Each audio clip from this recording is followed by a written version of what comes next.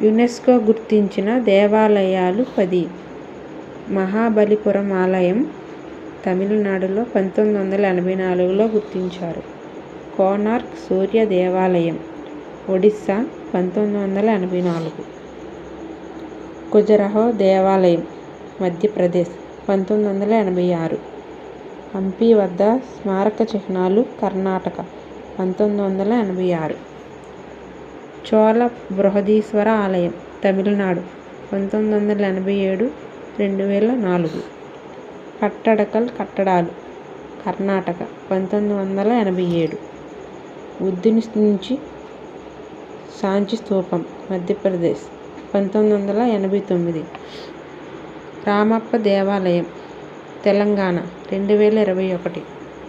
హోయసాల దేవాలయాలు కర్ణాటక 2023.